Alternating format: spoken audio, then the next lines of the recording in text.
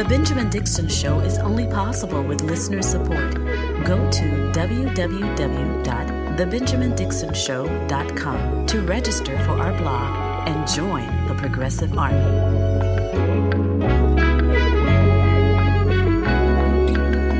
Today is Friday, December 2nd, 2022. Thank you so much for joining me.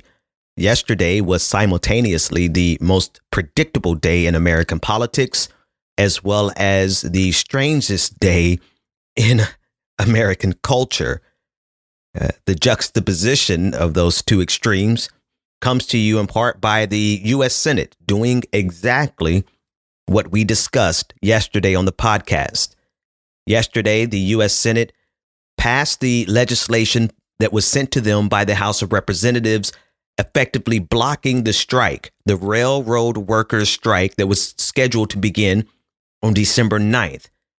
They blocked it with the first piece of legislation, and then they declined. They did not pass the second piece of legislation that was passed to them by the House that would give them 7 paid sick leave days.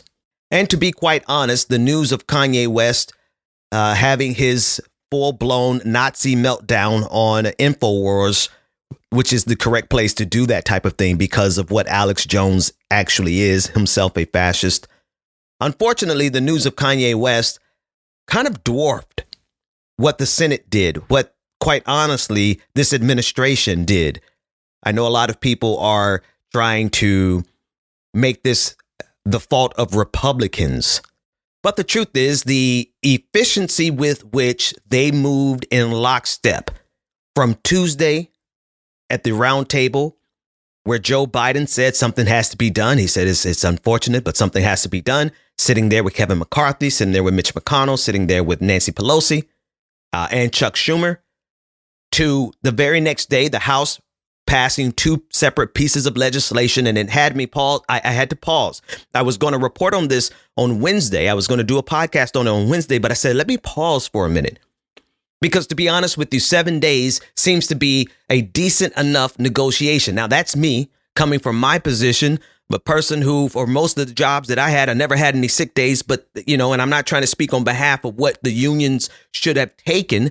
But I said, maybe, just maybe, they'll actually pass it. And I couldn't for the life of me understand why they would put it in 2 separate pieces of legislation. And then it hit me.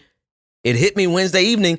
I said, you know what these good, fine, honorable people are going to do?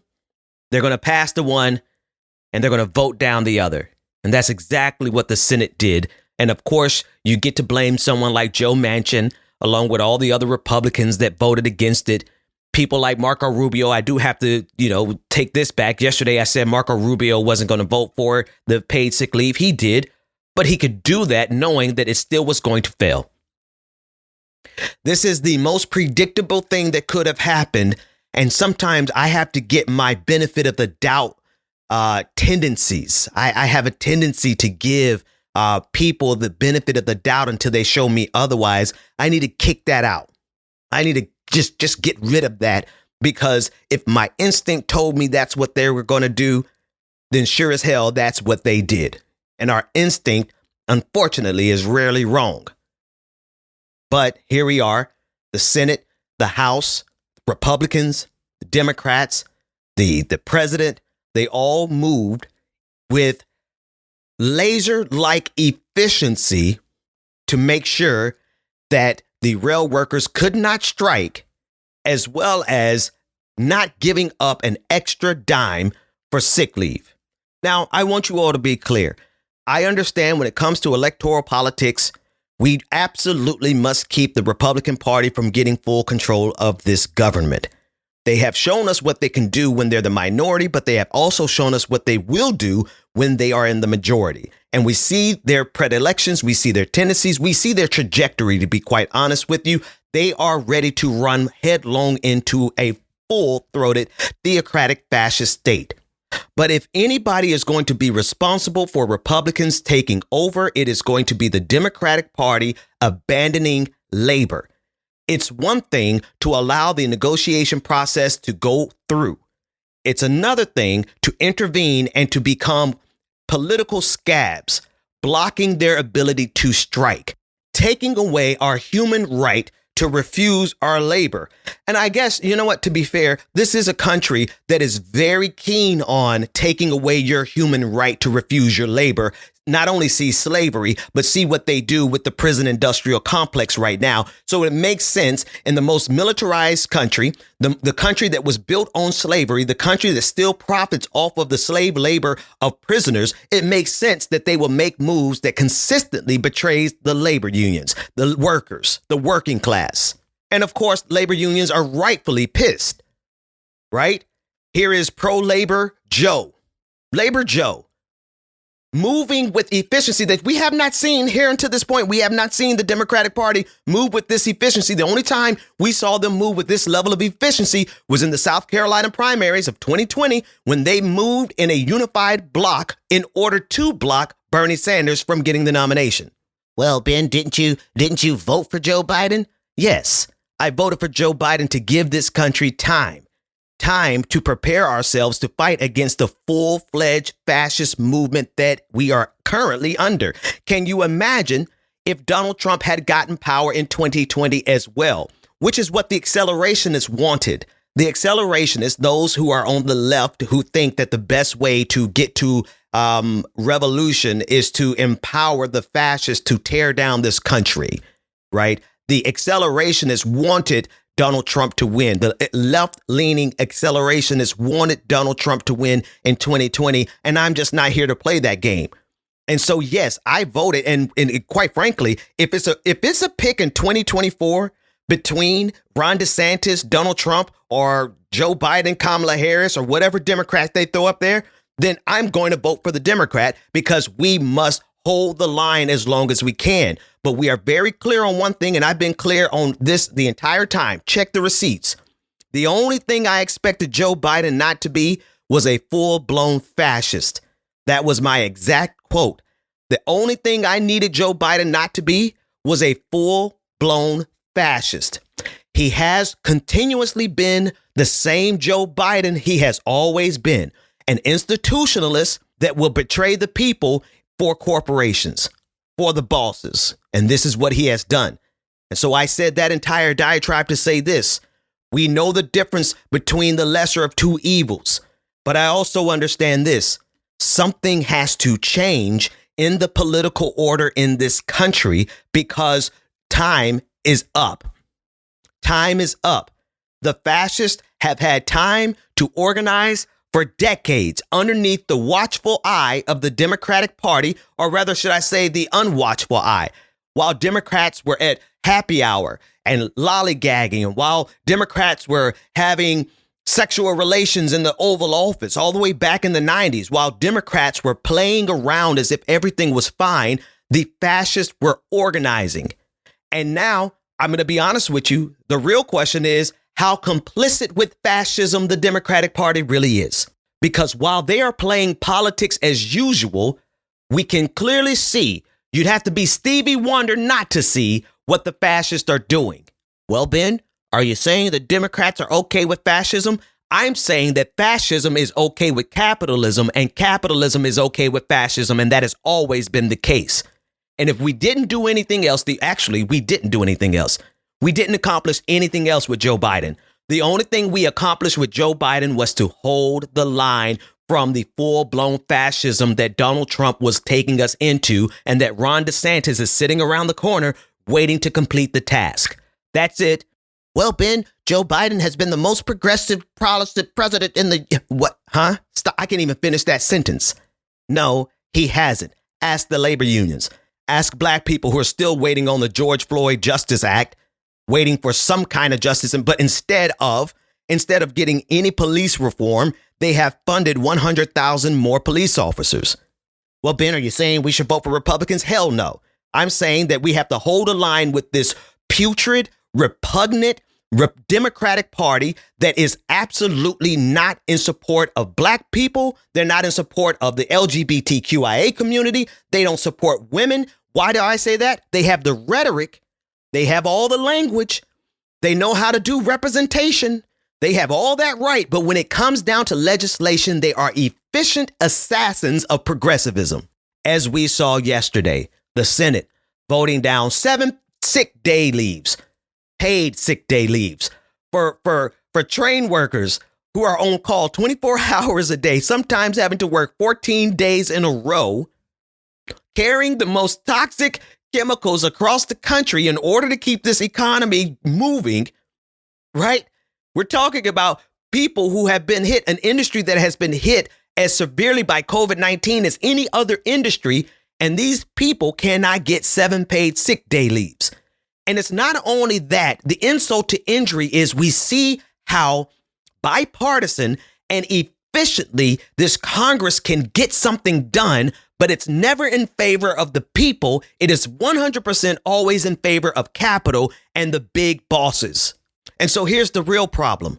It has been the same problem that we have known for years, but it is we are at the acute stage. We are at stage 4 of the decline of this empire because we are dealing with a regime that is 100% committed to grinding the people to a pulp on behalf of the richest people in the world. That's where we are. And the only difference between Democrats and Republicans at this point is one, the rhetoric. The rhetoric is good. Every single person got up there and talked about how important labor was, but then they turned around and stuck the knife in the back of the labor unions. And then number 2, Democrats realize they can't go full headlong into fascism. They realize they can't be Republicans. They can't take the country that fast because the people will still revolt. And because they know the people will still revolt, they give us the language, they give us the representation, but then, like in San Francisco, they give us, these liberal cities, they give us robots that are now authorized to kill people. In New York, the black mayor, the black Democratic mayor, has now made it easier for homeless people to be involuntarily hospitalized so that they can clean up the streets. And so we are only down to, at this point, a difference in presentation.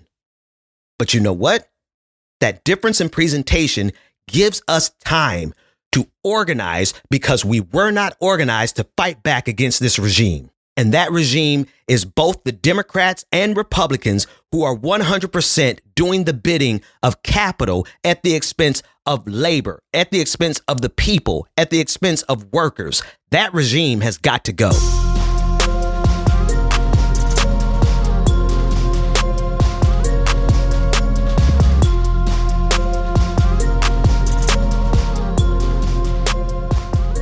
I thought I was done with it, but clearly I'm not. The Democratic Party is funded by organizations, by unions, by interest groups that would 100% pull their financial contributions, their political donations away from them if the Democratic Party was to show their real face. This is why the Democratic Party, they are masters of saying one thing, but accomplishing another. And they are masters of saying a whole lot and accomplishing nothing. This is what they do. They're also masters. What I left out of that last segment is that we are quite literally dealing with a worse situation right now as it pertains to COVID-19. Yes, Donald Trump put us on this trajectory, but you cannot say after 2 years of the Biden administration that he is not responsible for how this is being handled at this point. There's culpability to be had, and it rests both at the Democratic Party and the Republican Party's feet. But one thing they know for sure is that they would absolutely not be able to get any political party if they 100% went mask off and showed what and who they really are. They would not get the support of women if they just transparently said that they had no intention of doing anything since the overturn of Roe versus Wade. Because they accomplish nothing. They conveniently do exactly what we all know. We've been talking about this years, and political scientists diagnosed this years ago. They have their rotating villain, Sinema and Manchin, those people whose elections are far enough away that they think that the people will forget. And so that those two individuals can themselves just stand in the way. And now every time, and when that wasn't enough, they blame the parliamentarian. And so they're 100% masters at accomplishing nothing except forwarding the agenda of capital while saying all the right things to make everyone think that they're on our side. Well, Ben, why are you so mad at Democrats this morning? Because I saw it with my own eyes, and you have to be a fool, 100% deluded. You have to be the type of person that Democrats rely on to not recognize the level of Machiavellian efficiency they just executed the labor union's right to strike. Keep in mind, they could have blocked the strike by siding with labor and literally doing what they pretended like they were going to do. They could have thrown in 7 days of sick leave, but they said, no, not only are we going to stop the strike, but we're going to make sure that our corporate bosses don't have to pay an extra dime for sick paid leave. And we're going to do it while saying everything about labor that people want to hear. All of the speeches were grand. The language was precise. It really made you feel like the Democrats cared about labor. But when it came down to vote, see, I'm sorry, I'm the type of person, you could tell a tree by the fruit it bears. And the fruit that the Democratic Party, along with Republicans, don't get it twisted. Don't support a Republican ever in your life under any circumstances, because they are going to run even further, even faster into the arms of fascism than the Democratic Party can.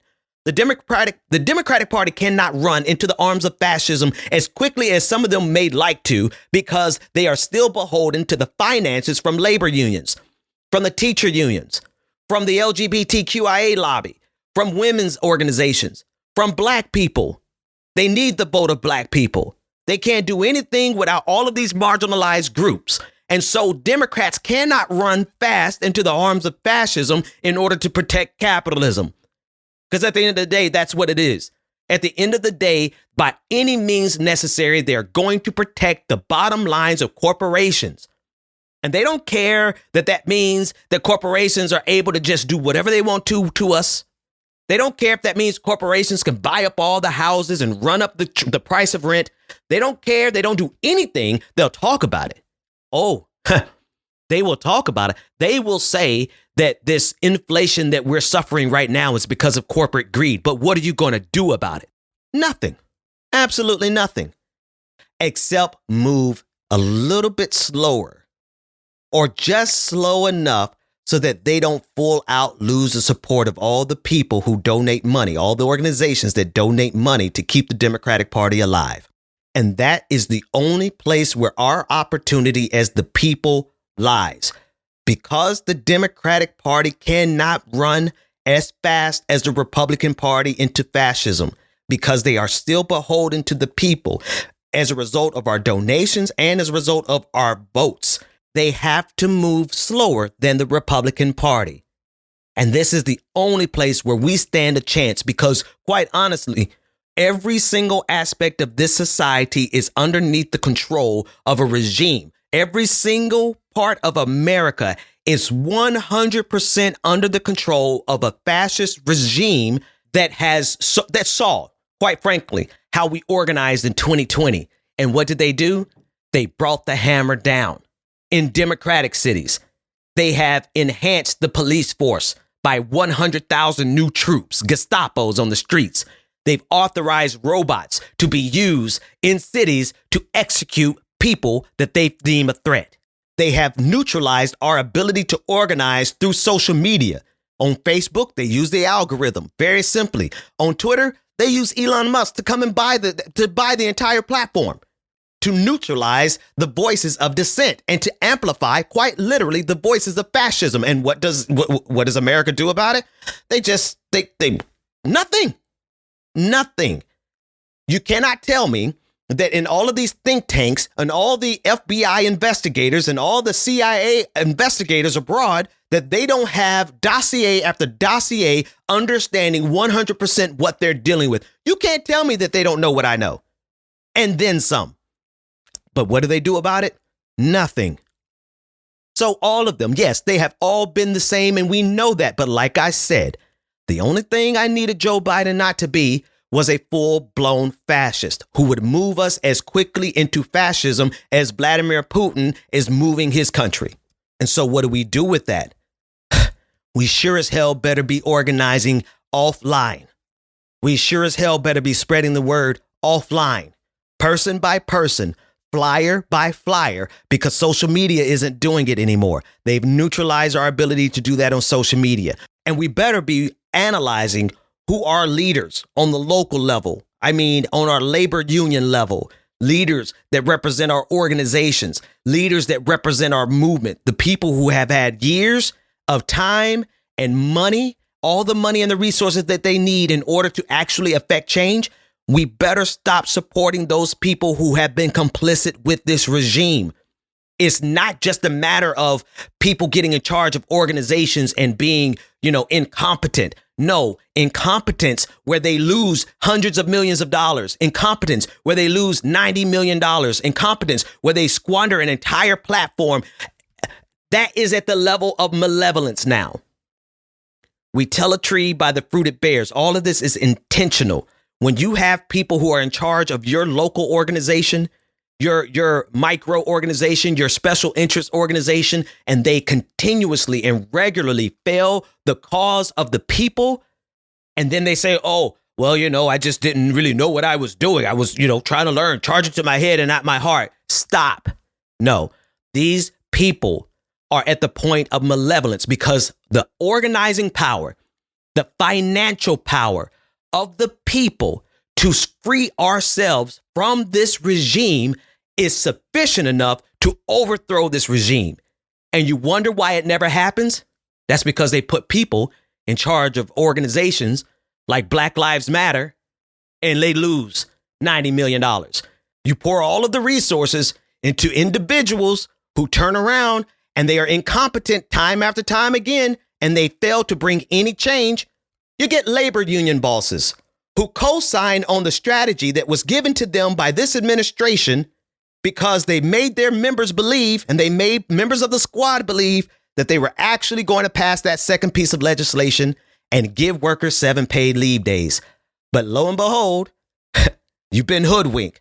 You've been bamboozled. Nothing is going to change until we first get rid of these mid-tier managers who have been efficiently executing their agenda, which is to give us the idea of justice while soaking up all the money to go on their little private vacations and on their yachts and their parties and their getaways, while the people are out here being ground to a pulp. It doesn't just happen on the electoral level, folks. We got to get rid of these devils on the local level, too. Go to www.patreon.com/The BPD Show and get twice the content and unfiltered interviews without any of the commercial interruptions. All right, let's do it. It's a little difficult to transition from the conversation we're having to having a patron party, but we must have a patron party.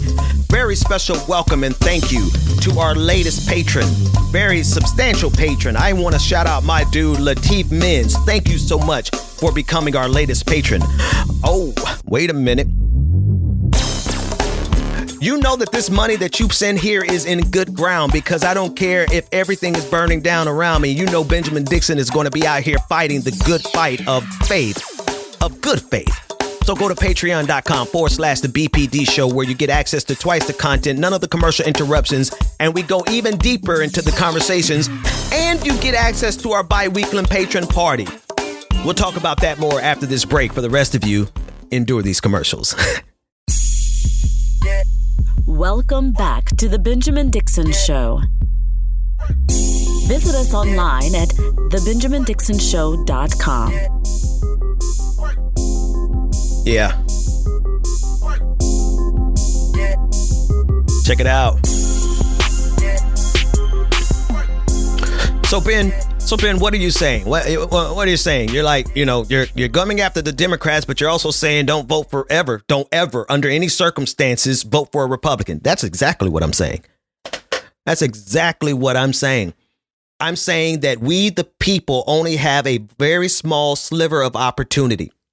Some of my former comrades, because I call them former because I don't get down with them, their strategy was take this opportunity to accelerate the demise of this country in its totality, to overthrow America altogether. I'm not on that bridge. I'm not on that team. I'm not on that team because you know exactly what that looks like. We know exactly how the fall of America would look. It would be not only the demise of this entire global order and the global society, because we would end up shooting nuclear weapons at one another. But I mean, to be quite honest, most importantly to me, it would mean that there would be Nazis marching down my street. Accelerationists will put us in a position where Nazis and militias will be marching down our street, and we will be having running firefights in order to protect our families, trying to find ways to secure food, trying to find ways to secure water. I am not going down the route of dystopia. So that's where accelerationists say that we should take this sliver of opportunity. They have sided with the people who want to overthrow America. They have sided with Vladimir Putin. They have sided with this new order that is coming. Y'all can have that. You guys are going to lose. Look at Vladimir Putin. He's losing in the most spectacular fashion. And I happen to like the street that I live on. I happen to like the street that my family members live on across this country. I happen to like America enough to not want to see it destroyed. Not because I'm a patriot. It's because I'm a family man. Because I'm a father. So absolutely under no circumstances should you ever support a Republican, because they are by far the greatest threat to our immediate safety. Democrats are just, in the long run, a threat to our safety, because they have made it clear with their actions over the last 2 years that they're not going to do anything more than maintain the status quo. And the status quo has become so detrimental to every single one of us that we cannot sit back and just simply say everything is okay so long as we have a Democrat in power. No. What I am clearly let me make it very succinct. What we absolutely must do is use the Democratic Party's dependency on our votes and on our resources and on the resources of labor unions to slow this regime down enough for us to seize power. And don't mistake this to sound like I'm saying waiting to get the White House, because that has nothing to do with it. If you've been paying attention over the last 20 years, you should clearly see that who controls the White House is immaterial to what the outcomes are. The outcomes are the same. I'm not saying that you should wait to control the Senate, because as we can see, the outcomes are the same. I'm saying you 100% better get involved in who's running your local party, who's running your local organization, who's running your local union, who's running your union on the national level. You better pay attention to who's running your organization on the national level. The people who donate money to the Democratic Party. The people who control the purse strings, because without those purse strings, there is no Democratic Party. We, every single one of us, must get politically involved and educated enough to understand not only who is running the White House, but we better sure as hell know who's running the mayor seat in your local city, who's on the school board in your local city, who controls the police force, who chooses the police chief. And most importantly, all of these organizations, I don't care if it's from the labor union to DSA to whoever, you better make sure that who is running the organization that you support is actually for the people and actually more concerned. If let me put it like this. If the people who are running your organizations are not true believers enough to actually suffer, enough to actually pay a price, enough to suffer being unpopular, to suffer being broke, right?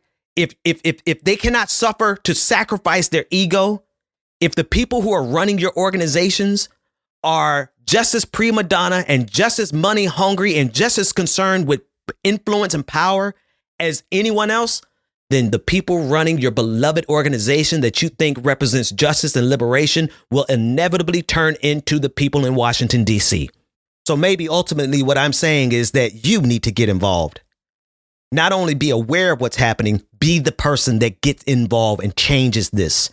Be the person that gets in there. And then I guess I have to ask you, what kind of person are you? Are you the person who's more concerned with how comfortable your life is? Who's more concerned with how big your 401k is than the actual mission at hand? Because I can tell you out of experience, the more you really believe this, the bigger the price you have to pay. There's no question about it. We need some true believers out here. We need some people who are going to fight the fight of good faith, no matter what it costs us, because we're running out of time, folks. Patrons, stay tuned. Everyone else, I'll see you Monday.